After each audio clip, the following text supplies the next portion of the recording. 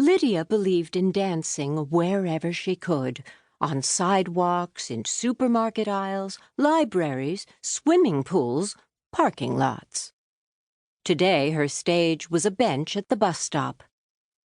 It was a challenge dancing on something so narrow, but Lydia took measures to keep from falling. Small steps, no leaps, and heavy reliance on upper body motion. "Music, maestro," she said. "What tempo, Miss Penderwick?" "I believe I'm in the mood for something snappy, maestro." "Snappy it is, then." Lydia's singing wasn't up to her dancing, and her inner maestro's humming was rarely on key. But the rhythm... Lydia and rhythm were as one while she bopped back and forth, being what her father called the embodiment of music. He'd come up with that when Lydia was too young to know what embodiment meant. She was now in 5th grade, though, and knew just about any words her father could come up with, as long as they were in English.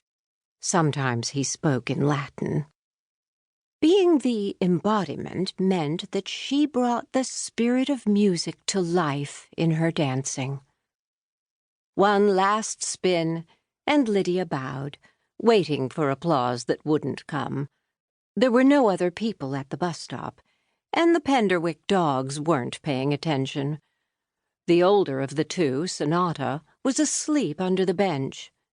Sonata was often asleep. Lydia's mother called her Zen Dog. The other dog, Feldspar, was Sonata's son, with the same goofy bug eyes, but he was no Zen Dog. He considered life an opportunity for excitement, especially these two parts of life, Lydia's older sister Batty, and whatever he'd most recently found to carry around. Today, it was a plastic clothes hanger. "Remember not to chew it up and swallow the pieces," Lydia told him. Feldspar eyed her with disdain. He knew better than to do such a silly thing. Somewhere deep in his mixed-breed DNA was a bit of retriever, and retrievers never ate the spoils of the hunt, especially when the spoils were plastic and didn't taste good. Just because he'd happened to accidentally eat one of Lydia's headbands didn't mean that his instincts were dead.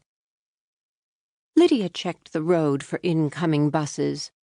She and the dogs were waiting for the one that would deliver Batty, who studied music in Boston. In Lydia's opinion, Batty didn't come home often enough, and left too soon when she did. This time, she'd be gone at the end of the weekend. Of all the Penderwick siblings, Batty was the one who best understood Lydia and her dancing. Probably because Batty was a musician, a singer. They were both expressing music, but in different ways.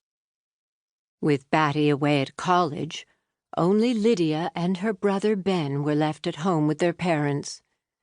Ben was 16 and cared primarily about watching and making movies with his best friend Raphael.